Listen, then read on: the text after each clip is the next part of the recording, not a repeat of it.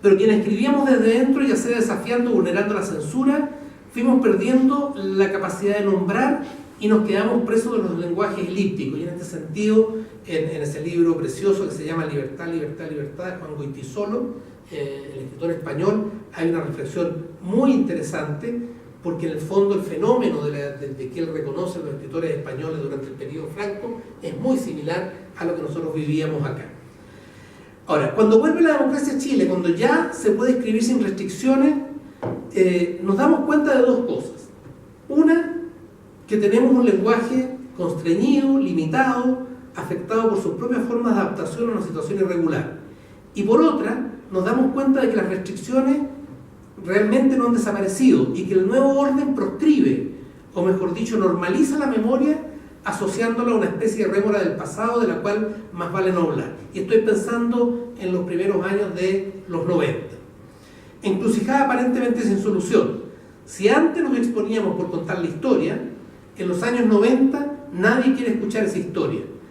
Nuevamente se me aparece Milán Kundera en el horizonte, ofreciéndonos una mirada trágica, escéptica y concluyente, a mi juicio. En su novela, el libro La risa y el olvido, los personajes viven con la ilusión de que todo será recordado, cuando de verdad, asevera el narrador, lo único cierto es que todo será olvidado. En Chile, en algún momento, el acerto de Kundera parecía una fatalidad, y ese momento, les insisto, son los comienzos de los 90. Hechos que ustedes podrían recordar. Aquí pasó sin pena ni gloria La muerte y la doncella, de Dorfman. Fue como si no hubiese existido. Nos vinimos a enterar cuando apareció la película que venía directamente de Hollywood. Y es un libro que uno podrá tener, tú sabes, una obra que uno podrá tener todas las críticas, si quiere, si le gusta o no le gusta Dorfman, pero en el fondo ahí no había una censura, entre comillas, a Dorfman, sino que había una restricción a volver sobre esos temas. En Chile en algún momento, o sea, podíamos ver una y otra vez los rostros en esa época, era una época muy impresionante. Yo no sé si a todo el mundo le pasaba lo mismo, pero uno prendía la televisión, veía los noticieros, comienzo de los 90, y estaba Cardemil, que era el vocero, subsecretario del Interior de la dictadura, y salía haciendo declaraciones todos los días en el Parlamento. Había una cosa media surrealista. En este punto, una vez recuperada la democracia, se hizo mucho más nítido el tema de la memoria, es decir, esta apropiación del recuerdo desde un presente que nos interesaba plasmar como memoria colectiva, se hizo mucho más problemático. Los escritores que vivíamos bajo la dictadura en Chile teníamos el lenguaje variado, y esa historia que quisimos contar en una especie de media lengua, ya nadie la quería escuchar. Para los escritores que venían de fuera, la situación no era mucho más alentadora. O ya estaban instalados en la gran industria editorial y escribían, por tanto, para ella y para sus mercados globalizados. El caso más evidente probablemente sea Isabel Allende, que escribe para un mercado global. O volvían con su discurso del pasado ya elaborado en el exilio y que querían compartir con su comunidad más histórica y natural, la chilena. Solo que esa comunidad era muy radicalmente distinta de la que ellos habían dejado 15, 18 años. Se había movido un poco, como decir lo que tú decías, que analiza también Mulián en Anatomía de un mito. A ellos tampoco les fue posible insertar sus miradas fácilmente en estos lectores chilenos y en estos sistemas de lectura que querían de alguna manera olvidar el pasado. Años después se comenzó a hablar de ella, Beatriz Sarlo en el texto ya citado sugiere que, comillas, el campo de la memoria es un campo de conflicto que tiene lugar entre quienes mantienen el recuerdo de los crímenes de Estado y quienes proponen pasar a otra etapa, cerrando el caso monstruoso de nuestras historias. Es en buena medida lo que pasó con el texto de Dorfman y lo que creo pasó en gran parte con la novela que yo publiqué el año 91, que se llama Los años de la serpiente, cuya recepción fue virulenta desde todos los flancos. Para hacer un poco de historia, teníamos dos críticos emblemáticos en aquella época, una crítica de derecha, que estaba en el Mercurio, y una crítica más de izquierda que estaba en la época, en aquella época. Por los dos lados me dieron duro por razones distintas. En uno porque la novela demonizaba a Pinochet, y en el otro porque era una novela media traidora. Esa novela quedó en un territorio raro, porque en el fondo era una novela que hablaba de la traición, que hablaba de alguna manera de esa zona gris de la cual habla Primo Levi en Si esto es un hombre, ¿lo recuerdan? Ese territorio cuando dice los verdaderos héroes no salieron de los campos de concentración. Si tú saliste del campo de concentración, ya estás en una zona, de alguna manera, en una zona gris, en una zona de duda. Y eso nos pasa a todos nosotros, todos hemos sido sobrevivientes y los que estamos acá tenemos que dar cuenta de esa sobrevivencia. Perdón, ahí está, recuperé el tamaño de la letra, que es otra variable de estructura que empieza a influir. Bien, para ir cerrando, yo creo que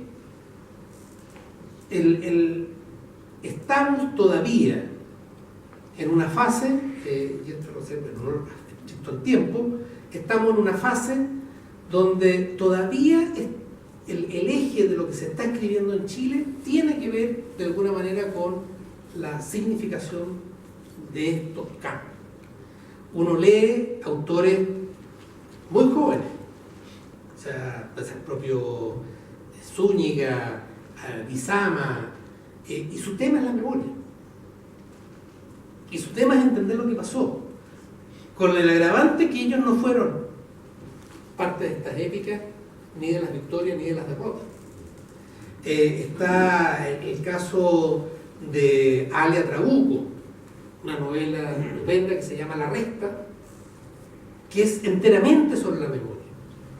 ¿Y sobre qué queda de esa memoria? Son residuos de memoria. Formas de volver a casa de Zambra. ¿Sí? Y estamos llenos. Yo leí una novela de un escritor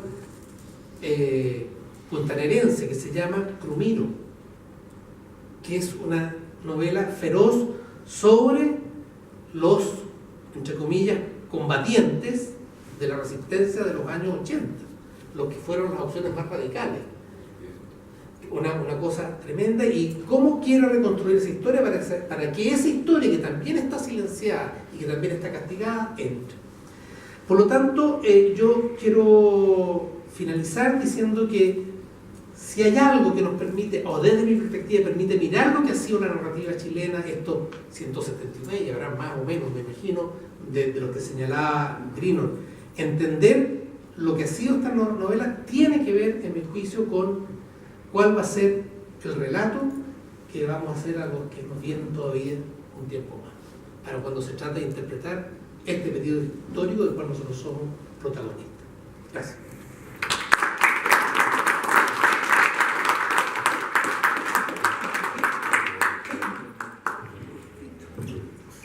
Le damos entonces la palabra al profesor Rivera. Él va a hacer un ejercicio máximo para que alcancemos a ver si podemos conversar con alguno de nuestros asistentes. Por favor. Bien, voy a tener que coincidir en gran parte con quienes me antecedieron. La idea de trauma y de un campo en disputa respecto de esta narrativa de la dictadura. Y sin contar la existencia del cuento y la enorme cantidad de cuentos respecto que no están en este corpus de 179 novelas. Diría yo que consumado el golpe de Estado, la Junta Militar rápida y bruscamente desmonta los sistemas de seguridad social solidarios, y en los 17 años siguientes irá, luego de un sistemático saqueo de las empresas y propiedades productivas fiscales y las riquezas básicas, en un proceso privatizador eufemísticamente llamado modernizador, consistente en entregar a privados a precios irrisorios o directamente gratis mercados cautivos del agua, el gas, la electricidad completa, los mares y la pesca, las comunicaciones y telefonía, la energía, la salud, las jubilaciones, etcétera, etcétera, a pagar con utilidades. Estructurando un sistema de inequidad solo comparable con los países más atrasados de la Tierra. Esta es una de las claves que hoy desvela a quienes favorecieron con este saqueo al Estado de Chile el tema del respeto de la propiedad privada ante una eventual reforma constitucional. La ceremonia de refundación de Chile podríamos decir que se probó efectivamente en el Festival de Viña del Mar a principios de 1974.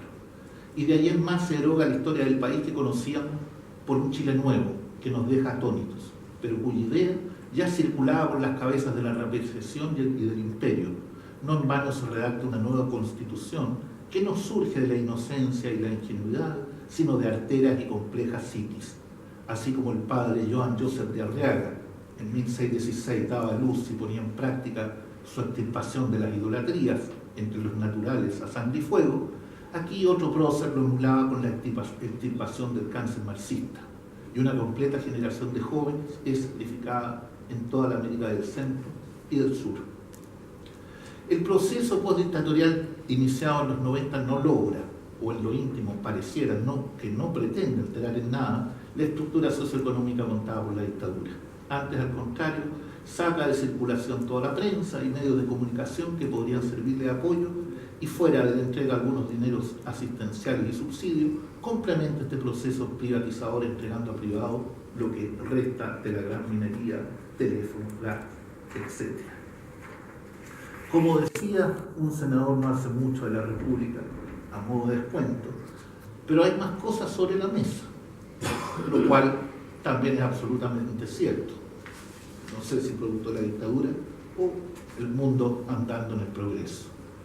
Así nos encontramos con un mundo sonriente, siempre sonriente y del mejor humor, construyendo un imaginario del consumo y la felicidad, de parajes incontaminados, piscinas y parques, seguridad ocupando con sus viviendas las otrora plácidas praderas de los contrafuertes cordilleranos. Un mundo aparte, segregado, con sus propios colegios, centros comerciales, centros médicos, etc., sin conexión ni voluntad de conectarse con el resto de la sociedad, excepto las carreteras exclusivas por donde bajan a ejercer el poder. Ese es el modelo que repiten incansables los medios, un paraíso familiar que roza la asepsia por un lado, sostenido ideológicamente por grupos católicos fundamentalistas, y por otro, al mismo tiempo, una muy curiosa promoción erótica general, permanentemente juvenil y erótica, desde la ropa interior, cruzando todo el espectro del consumo, de un barrido hasta un trapeado, confusa, lesbo gay en todo caso.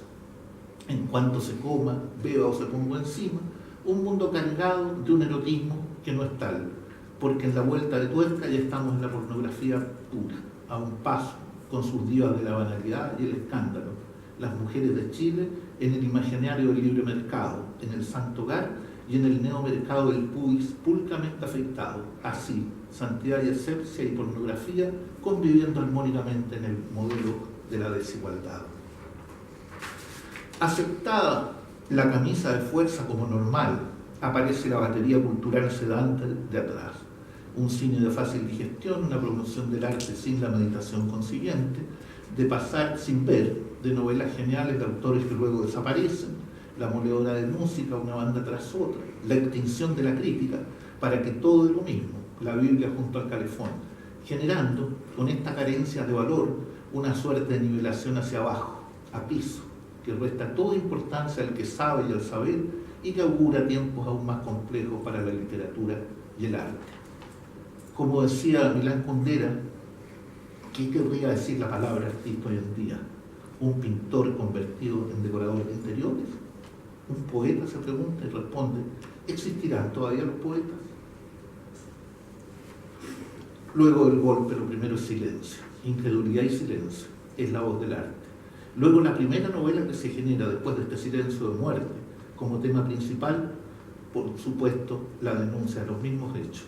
No podría apartarse y tomar distancia de la desaparición, la tortura y la represión sistemática y constante. Un Chile en penumbra cruza el espectro creativo. La literatura generada a partir de este momento y hasta hoy se podría asegurar, salvo quien tenemos a nuestro lado, Albino Rojo, pierde todo vínculo con la crítica y la academia acorde a los dictámenes estructurales del poder dominante que determinan e imponen el sentido común. Desconocer e ignorar. Por eso abre un campo en disputa que todavía permanece en disputa, lo cual constituye otra de las fracturas promovidas y subvencionadas por el golpe militar. La denuncia deja en claro la salvajada social, ética y cultural que se está perpetrando. Los bárbaros han desplazado la inteligencia y nos hacen tragar el habla. Horror de por medio, por años. Las primeras novelas del golpe de Estado se publican en el exterior y sus autores son, fuera de Fernando Alegría, todos exiliados. Hernán Valdés, Tejas Verde, A partir del fin, El paso de los gansos, Fernando Alegría que mencionaba, Soñé que la nieve ardía, Antonio Escármeta, Los búfalos y los jerárquicos y La huesera, Abel Rodríguez y sus hermanos de Ana Vázquez, La Santa de la Ruiz, de Guillermo Matías, La guerra interna, Bolo de Teichen, ¿no? Son todos exiliados en las primeras novelas de denuncia.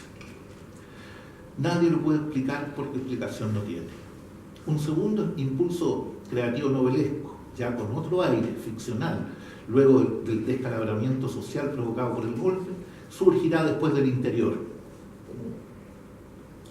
como recién decía también Antonio Stornol, sorteando con mayor o con menor suerte la censura y autocensura que se vivía y practicaba, en todo caso, con otro tono que permitiera al menos su publicación.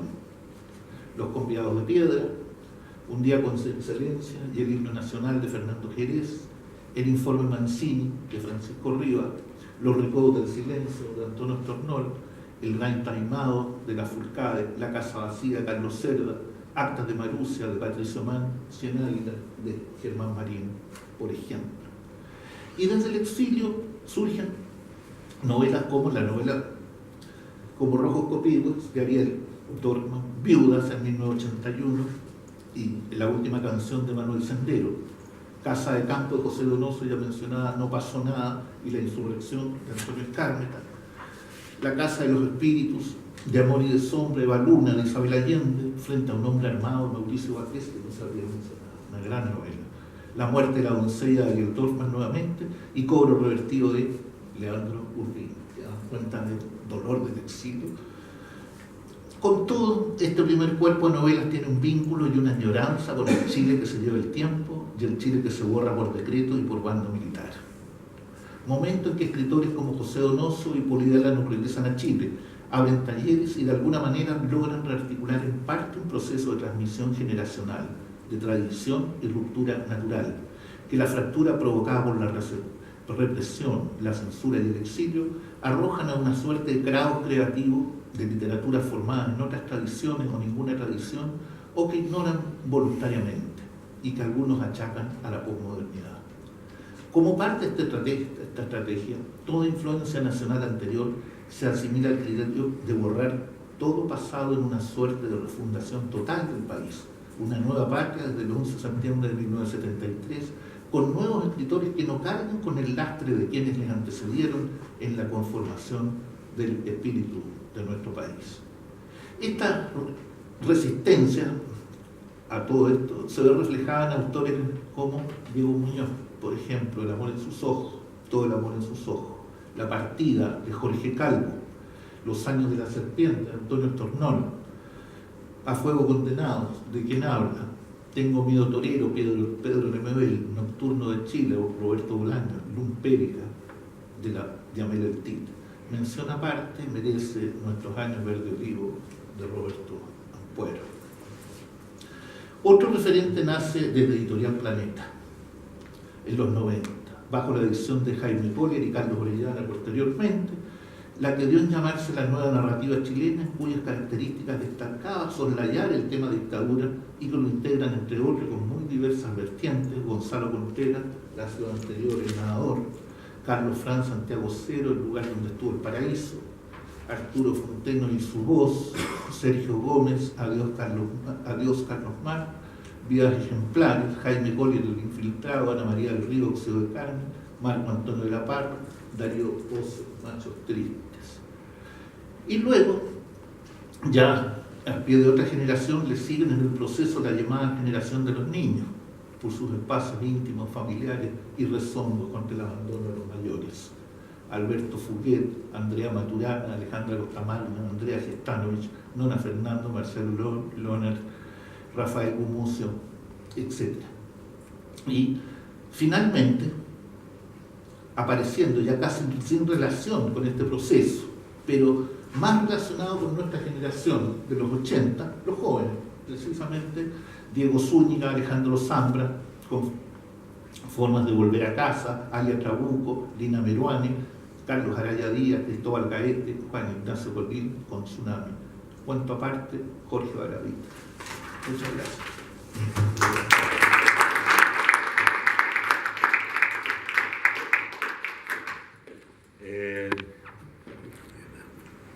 Profesor, presidente. Tenemos, por favor. Me imagino que habrá preguntas, habrá observaciones, dudas. Por favor. Si no, tiene 5 páginas más. Vamos a terminar de leer. Claro. Por favor, preguntas de alguien. ¿Alguien quiere comentar algo? Yo quiero hacer una pregunta. Por favor. Faltaba más. Si hay alguna novela escrita un poco siguiendo el estilo del alumno del profesor Tornol, digamos, así que amaba Pinochet. Si hay algún escritor que ha escrito desde esa perspectiva, desde esa mirada, no sé si la Marina Calleje escribió algo, ella es un personaje literario, pero no sé si ella escribió algo. Si hay algún escritor con esa mirada, es una duda que... Cualquiera.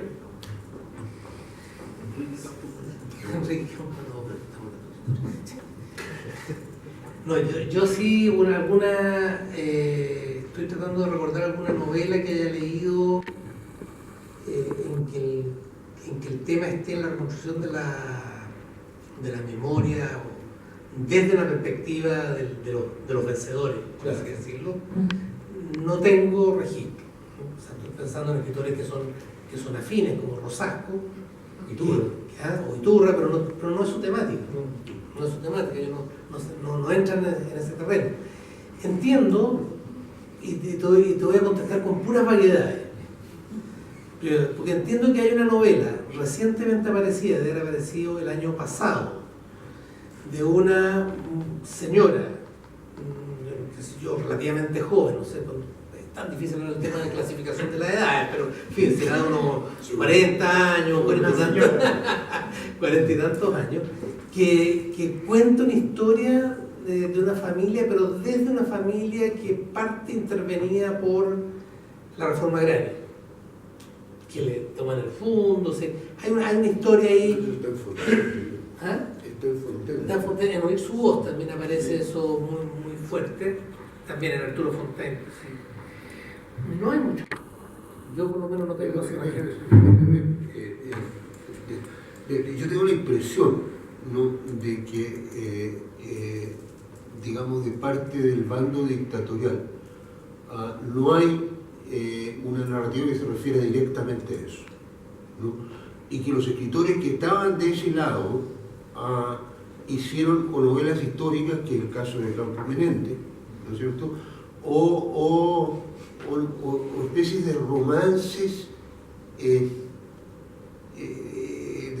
la simplicidad de la adolescencia y esto, ¿no?, que es lo que hace Rosasco, ¿no? Pero directamente no creo que no hay, ¿no? Realmente. Ahora, eso no quiere decir que las novelas del otro lado sean todas homogéneamente significadas, digamos. Hay grandes diferencias, también hay ambigüedades, en fin, ¿no? Se mencionaba el texto de Hernán Valdés, por ejemplo. El texto de Hernán Valdés es un texto sumamente ambiguo. ¿Tú qué ibas a decir? Sí, a propósito de esa pregunta, yo entiendo que hay una novela que se publicó en el mismo 1973, a meses de golpe, en octubre incluso, se llama Operación Primavera, de Alejandro Mañé, que tuvo a diciembre del 73 20.000 ejemplares, de hecho, 4 ediciones, y era una novela pro golpe, digamos, pro golpe. No sé si existe una tradición literaria de novelas pro golpistas, pero por lo menos es un antecedente, porque hasta donde yo sabía, hasta no hace mucho tiempo, una de las primeras novelas que se publicó era la de La Forcade, Salvador Allende se llama, de hecho, que es del 73. ¿Y la de Bueno? Sí, pero claro, pero la de La Forcade fue ahí mismo prácticamente. Pero después me enteré que Mañé publicó antes, en octubre de hecho, y tuvo hasta diciembre 20.000 ejemplares. que es muchísimo. Envidiable. Claro, y lo otro es que entiendo que después, con el tiempo, Mañé se anduvo dando vuelta la chaqueta también porque tuvo un problema familiar con una hija que fue torturada y ahí se produjo el fuego, naturalmente. Pero la novela se llama así, Operación Primavera. Sí. Gracias. Lo de Ampuero, yo creo que lo de Ampuero habría que tenerlo en consideración. ¿Qué cosa es Ampuero? El texto sobre Allende. Ah. O sea, el texto sobre Allende de Ampuero recoge y lo traduce en material de la novela y lo hace como elemento estructural de la novela, todo el discurso que se construyó sobre Allende después del golpe, que era bueno para el wiki, que no sé qué, que estaba, no sé, o sea, toda esa configuración del demonio licencioso, no sé qué, está configurada en esa novela. Si uno la mira con detalle, tú la vas viendo paso a paso. Entonces, Buena parte de la obra de Ampuero es un trabajo de acumulación. pero lo que pasa es que en nuestros años Verde Oliva él se inscribe en un tipo de novela que es una novela que tiene mayores, tiene un sistema que está instalado, que son de todo lo que es la crítica a los socialismos reales. Son manipulaciones, Claro, de sí. excomunistas, ¿no es cierto?, que se está golpeando el pecho. Pero esto otro es distinto. Esto otro es distinto porque entra en otro régimen. Es aún peor. Esa otra, sin duda. Pero, porque en eso de excomunista yo tengo experiencia. Yo de eso sé. No sé si Carlos Cerda había sido comunista, ¿no es cierto? Dejó de ser comunista y produjo novelas excepcionales, ¿no? Sí. Las novelas de Carlos en este tema. O sea, Por acá. Buenas noches. Yo quería hacer una pregunta partida que el profesor Antonio Stornol mencionó la generación del 80 como NN y a su vez también Roberto Rivera mencionó también, bueno, distinto lo mencionado, la nueva narrativa chilena. Un poco también en la parte estilística y también preguntándole al profesor Grino Rojo ¿en qué se diferenciaban estas expresiones, digamos, porque ambas muchas veces son también de la creación de los 80, pero sí hay una diferencia en el estilo literario, sí se abre una brecha ahí.